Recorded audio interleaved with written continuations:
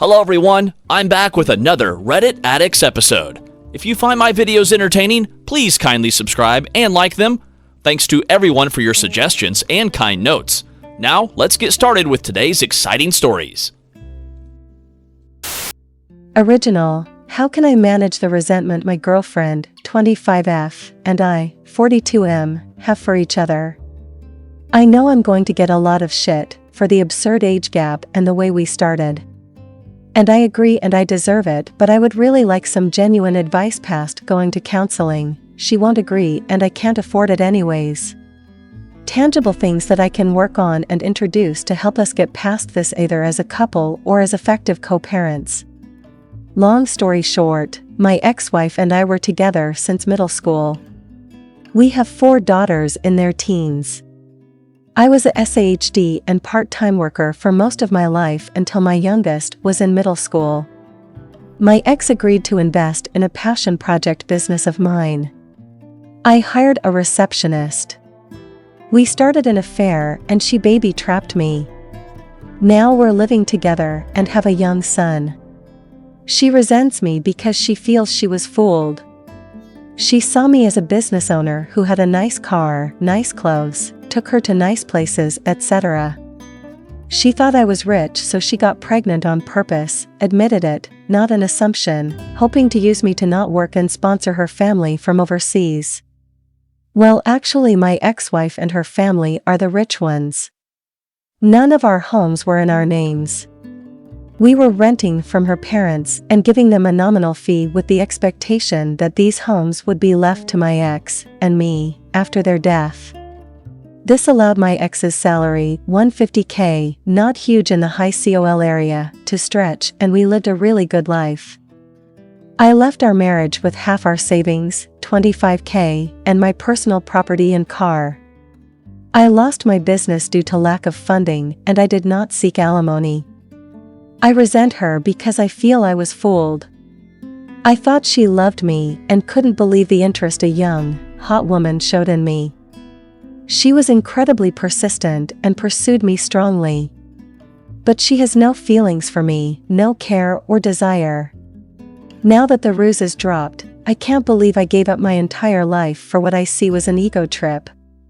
I loved my ex-wife, really I did, and still do.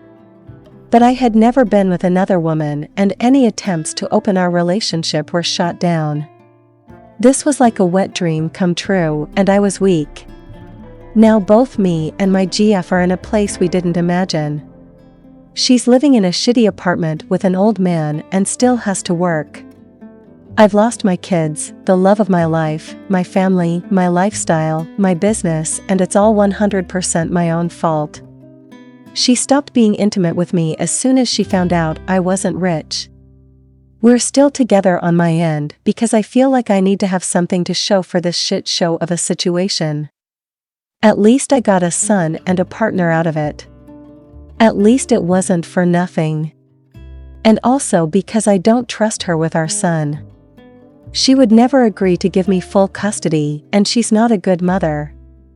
I would be worried for his safety and the people she would have him around. I honestly don't know why she hasn't left me from her end. What can I do to improve this situation?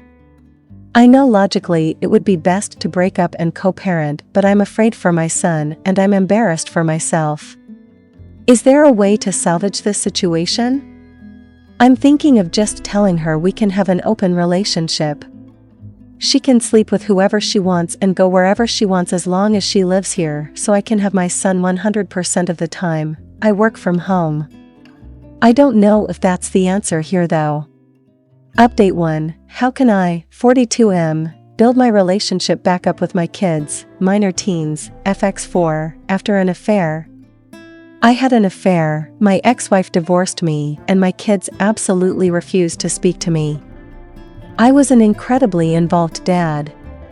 Most of their lives I worked 1 to 2 days a week and then stayed home with them the rest. I was closer to them than their mom, and I'd like to think I've never disappointed them before this. I made a mistake. It's been over 2 years since it all came out and I haven't been able to make any headway. My eldest is hung up on the fact that I now have a young son. Every firstborn of each generation in my family has been a boy for a long time, and she broke the streak. I honestly could not care less about that. I've always thought that pressure was stupid, and I'm not a traditionally masculine guy that always wanted a boy. But she's so hurt that I have a son and is convinced that's all I've ever wanted, and he's replaced her and my daughters. None of that is true. All of my girls said they don't consider themselves to have a brother and want nothing to do with him. All 4 of them feel betrayed and blame me for breaking up our family. I deserve the blame, it's my fault, and I take responsibility. But I can't change the past, and I don't know how I can begin making up for it. My ex has full custody of them, but I'm supposed to have visitation 1 weekend a month. They're all in therapy, and it was suggested to not enforce the visitation and respect their boundaries while they work through it. I've done that the entire time, and there's no progress made. Does anyone have any suggestions about what I can do here? My ex absolutely hates me, but was always supportive of the girls staying in contact with me. She's respected their wishes, but still gives me updates once in a while. My eldest is turning 18 soon and graduating this coming year and probably moving away for university. I feel like the time to make up with her especially is slipping away. I know I'm the shitty person here. I was a terrible husband, but I was honestly a really good dad, and I miss my girls. Has anyone been through something like this? How did it turn out? What are your suggestions? Update 2. Update. How can I, 42M, build my relationship back up with my kids, minor teens, FX4, after an affair? Good news, my girlfriend and I have broken up. She has gone back to her home country and left my son with me.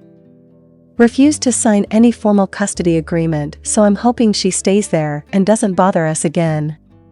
I'm pretty sure if she comes back and demands time with him, I have a good case for maintaining custody. She's not even interested in FaceTiming with him, so he remembers her. I feel bad that my son will deal with a shitty/absent mother, but I hope I can get him into therapy as he grows.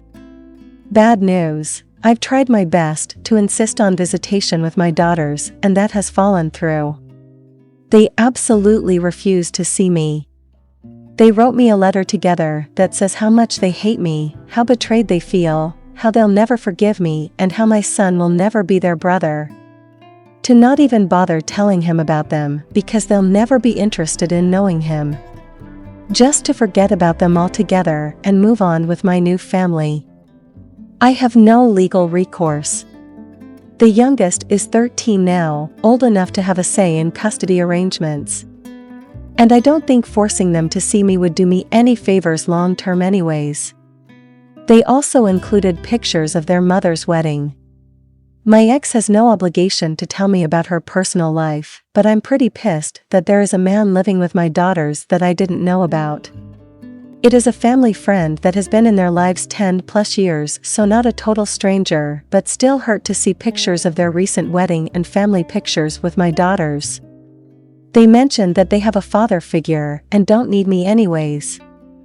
The whole thing really hurt. I know I have no right to feel hurt that my ex has moved on when I cheated on her. But their whole relationship has moved very fast, so I'm now wondering if they started it before we got divorced. No way to know now.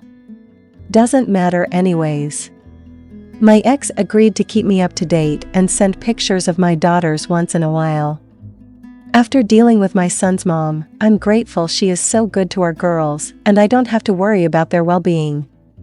I'm trying to focus on being a good dad to my son and patiently waiting for my girls to grow up and reach out. It may never happen, but I'm hopeful that they will understand me more as they become adults and gain context for life. We hope you enjoyed this story. Thanks for watching and hope to see you in the next video. And before you go, please be sure to subscribe for more.